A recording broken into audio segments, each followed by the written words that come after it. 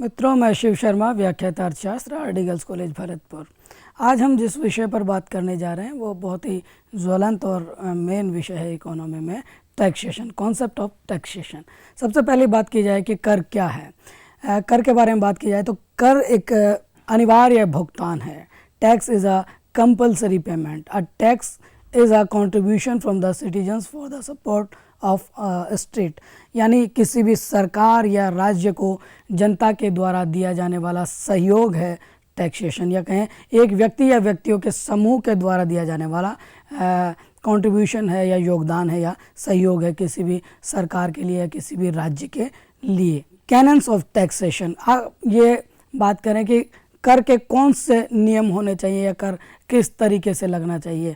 इसमें सबसे बड़ी बात जो है, एडम स्मिथ ने जो टैक्सेशन के लॉज बताए हैं वो कहीं ना कहीं प्रभावी और वर्तमान स्तर तक भी प्रभावी हैं। जैसे कैनन्स ऑफ इक्वलिटी, समानता का सिद्धांत, न्याय का सिद्धांत, सुगमता का सिद्धांत, मितव्ययता का सिद्धांत, प्रोडक्टिविटी, उत्पादकता का सिद्धांत, इलास्टिसिटी, लोचशीलता का सिद्धांत, कैनन्स ऑफ डाइवर्सिटी, विविधता का सिद्धांत, इक्वलिटी यानी सभी लोगों के ऊपर समान रूप से वो कर लगाया जाए, गरीब और अमीर के बीच में किसी तरीके का भेद ना हो, न्यायशीलता उसके बीच में हो, ऐसा भी ना हो कि बहुत ज़्यादा टैक्स लग जाए और ऐसा भी नहीं हो कि टैक्स से लोगों को छोड़ भी दिया जाए। सुगमता होनी चाहिए, व्यक्ति की जितनी देय क्षमता है उतना ही उसको टैक्स के लिए बाउंड किया जाना चाहिए, और साथ में टैक्स मितव्ययी होना चाहिए। ऐसा नहीं है कि टैक्स को जनरेट करने में जितना पैसा आपने लगा दिया उससे कहीं कम कलेक्शन आप टैक्स का कर पाए। साथ में प्रोडक्टिव होना चाहिए, आप जो टैक्स लगा रहे हैं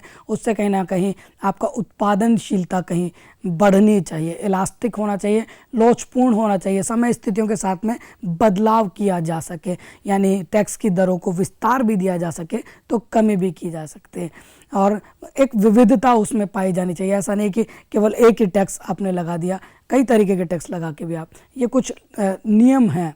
अब हम बात करें कि टैक्स के क्लासिफिकेशन के बारे में, वर्गीकरण, किस तरीके से हमको टैक्स को देख सकते हैं। संरचना के आधार पर यदि हम देखें तो टैक्स दो तरीके के होते हैं, डायरेक्ट टैक्स, इनडायरेक्ट टैक्स, प्रत्यक्ष कर और अप्रत्यक्ष कर। अकॉर्डिंग टू बेसिक एलिमेंट्स या मूल तत्व के आधार पर देखें तो स्पेसिफाइड टैक्स और एड वैलोरम टैक्स या मूल्यवर्धित कर, विशिष्ट कर, मूल्यवर्धित कर। और अगर क्वालिटी या मात्रा के आधार पर देखें तो सिंगल टैक्स और मल्टीपल टैक्स, एकल कर, बहुल कर। अकॉर्डिंग टू वे, लगाने के तरीके के आधार पर, एक तो है आनुपातिक कर, एक है प्रगतिशील कर, एक प्रतिगामी कर और एक अनुगामी कर। ये चार तरीके के कर हैं जो तरीके के आधार पर हैं। Direct and indirect tax. Direct taxes are those taxes which effect the income of a tax payer when he receive such income, यानी व्यक्ति को जो पैसा मिल रहा है उसके ऊपर लगाया जाने वाला जो कर है, प्रत्यक्ष रूप से उसी व्यक्ति के ऊपर जो कर लग रहा है वो डायरेक्ट टैक्स है। कर को चुकाने वाली प्राथमिक और अंतिम इकाई वही करदाता होता है, वो टैक्स का रूप होता है direct tax. Indirect tax are those tax which effect the individual consumption and transfer of property. अप्रत्यक्ष कर वो होते हैं जो एक व्यक्तिक उपभोग और परिसंपत्ति के हस्तांतरण को प्रभावित करते हैं, और indirect taxes effect the income at the time when the consumer goes to buy the goods, यानी व्यक्ति अगर वस्तुओं को खरीदने जा रहा है तब जो कर उसको प्रभावित करते हैं या जो वो कर चुकाता है, उन स्थितियों में वो होते हैं इनडायरेक्ट टैक्सेस। डायरेक्ट टैक्सेस में हम देखें आयकर इसका एक बड़ा भाग है जो सीधा सीधा व्यक्ति के ऊपर लगता है। इनडायरेक्ट टैक्सेस में बिक्री कर है, सीमा कर है, चूंगी है, ये इस तरीके के जो टैक्स हैं आपके सीधे आपके ऊपर नहीं लगाए जाते। बेसिक जो डिफरेंस है डायरेक्ट टैक्स में और इनडायरेक्ट टैक्स में वो ये है कि डायरेक्ट टैक्स में कर चुकाने वाली प्राथमिक और अंतिम इकाई एक ही होता है, जबकि इनडायरेक्ट टैक्स में कर चुकाने वाला प्राथमिक और अंतिम इकाई दोनों अलग अलग होती हैं। अब बात करें tax incidence and impact of tax, करापात और कराघात के बारे में। The concept of income refers the primary burden of a tax.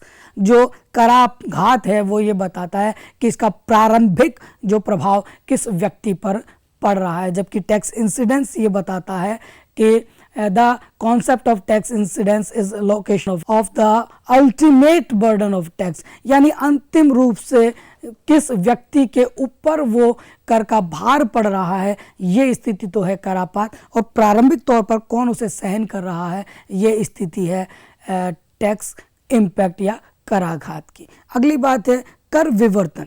करापात से ही जुड़ता एक टर्म है कर विवर्तन। करापात में हमने देखा कि इसमें कर चुकाने वाली प्राथमिक और अंतिम इकाई दोनों अलग अलग होती हैं। तो ये जो प्रक्रिया है एक व्यक्ति से कर को दूसरे व्यक्ति तक हस्तांतरित कर देना, ये प्रक्रिया ही कहलाती है tax shifting. The terms of tax shifting refers the transfer of some or all the burden of tax from the one to another। और ये दो तरीके का हो सकता है, बैकवर्ड शिफ्टिंग, फॉरवर्ड शिफ्टिंग। आगे की तरफ बढ़ा देना कर को या पीछे की तरफ धकेल देना।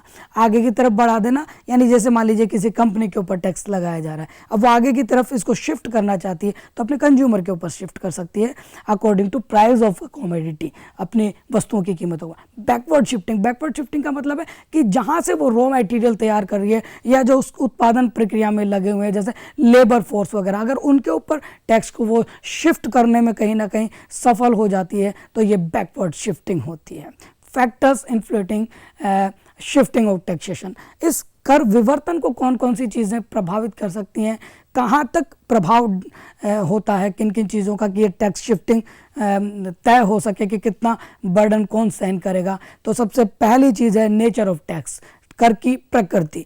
कर की प्रकृति, कर किस तरीके का है, बेलोच या लोचदार, वस्तुएं किस तरीके की हैं, इसके ऊपर भी ये चीज़ होती है। इलास्टिसिटी ऑफ डिमांड, मांग किस तरीके है, अगर बेलोचदार मांग है तो पूरा बर्डन क्रेता को सहन करना पड़ेगा, अगर इलास्टिसिटी लोचदार है तो कहीं ना कहीं विक्रेता को उसको सहन करना पड़ता है। ऐसे ही सप्लाई साइड की हैं। और नेचर ऑफ कंपटीशन यानी प्रतिस्पर्धा किस तरीके है, पूर्ण प्रतिस्पर्धा है, मोनोपोली है, एकाधिकार है या मोनोपोलिस्टिस है। अगर परफेक्ट कंपटीशन है तो ज़्यादा प्रॉब्लम क्रिएट होती हैं सप्लायर के लिए, उसको ज़्यादा सहन करना पड़ता है, और अगर मोनोपोली है तो ज़्यादा प्रॉब्लम क्रिएट होती है कंज्यूमर के लिए, और अगर एकाधिरात्मक है तो कहीं ना कहीं दोनों के बीच में डिस्ट्रीब्यूट हो जाता है शेयर।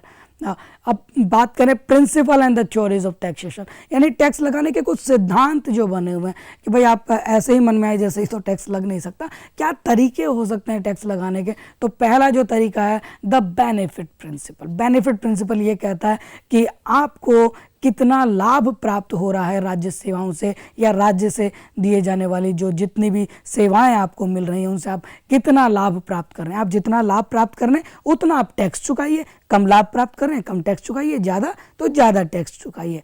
दूसरा सिद्धांत इसके जस्ट अपोजिट है, वो कहता है एबिलिटी टू पे, यानी आपकी देय क्षमता कितनी है। हो सकता है कि आपने बहुत ज़्यादा फायदा उठा लिया हो लेकिन आपकी स्थिति इतनी है नहीं कि आप इतना टैक्स दे सके, तो जिसकी जितनी योग्यता है वो उतना ही कर दे। ये है एबिलिटी टू पे। द इक्वल डिस्ट्रीब्यूशन ऑफ जो प्रिंसिपल है वो ये कहता है कि सबके लिए समान दर से, कोई भेदभाव नहीं, और ये बड़ा सिंपल तरीका है कि एक टैक्स की दर लगा दो, बाकी सब अपना अपना झेलो।